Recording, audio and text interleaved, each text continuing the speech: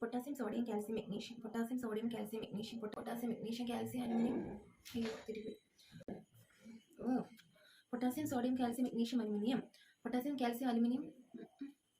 അയ്യോ, ഇതൊക്കെ ഞാൻ എപ്പോഴും ഈ ഓർഡറിന് പഠിക്കാനായിട്ടാ. ചേച്ചി ചേച്ചി, എന്ത് കുറെ നേരം ആയല്ലോ, പഠിച്ചു കഴിഞ്ഞില്ലേ? ചേച്ചി, ഈ കെമിസ്ട്രിയിലെ 3ാമത്തെ പാഠമില്ലേ, ക്രിയാശീല ശ്രേണിയും വൈദ്യുതരസതന്ത്രം, അത് ഇമ്പോർട്ടൻ്റ് ആണോ? ഹാ 10ൽ എക്സാം ആയിട്ട് ഇതൊന്നും നീ പഠിച്ചില്ലേടി? എൻ്റെ ഡി, ക്രിയാശീല ശ്രേണി പഠിച്ച ഈ ചാപ്റ്ററിന്റെ 3/4 കംപ്ലീറ്റ് ആയി. ചേച്ചി, എനിക്ക് പഠിക്കാൻ പറ്റുന്നുണ്ട്, പക്ഷെ എൻ്റെ ഓർഡറാണ് എനിക്ക് കിട്ടാത്തത്. ഓർഡർ ഇമ്പോർട്ടൻ്റ് ആണോ? പിന്നെ ഓർഡർ മുഖ്യം ബിഗിലേ. എനിക്കിത് പഠിക്കാൻ എളുപ്പം പറഞ്ഞുതരുമോ?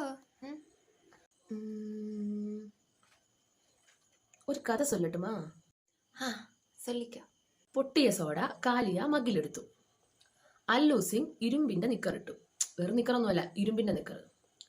ടിന്നിലിരിക്കുന്ന ലഡുവിനെ കണ്ട് ഹായ് പറഞ്ഞു കുപ്പിക്കള്ളൻ. അതെന്തിനാന്ന് ചോദിച്ചാൽ ലഡു തീർന്നിട്ട് വേണ്ടേ കുപ്പിക്കള്ളനെ ടിന്നടിച്ചു മാറ്റാൻ. ഇത് കണ്ട സിൽവർ റാണി സ്വർണകുമാരിയെ നോക്കി ചിരിച്ചു. നിനക്കൊരു റൊമാൻസ് ഒക്കെ വേണമെങ്കിൽ സിൽവദാസൻ നോക്കിക്കോ. പൊട്ടിയ സോഡ കാലിയ മഗ്ഗിലെടുത്തു. അല്ലു സിംഗ് ഇരുമ്പിന്റെ നിക്കറിട്ടു. പിന്നെന്താ? ടിന്നിലിരിക്കുന്ന ലഡുവിനെ നോക്കി ഹായ് പറഞ്ഞു കുപ്പിക്കള്ളൻ. എനിക്ക് സിൽവദാസൻ മതി കേട്ടോ. ഇത് കണ്ട സിൽവദാസൻ സ്വർണ്ണകുമാരിയെ നോക്കി ചിരിച്ചു. എനിക്ക് റൊമാൻസ് ഒക്കെ വരുന്നുണ്ടല്ലേ.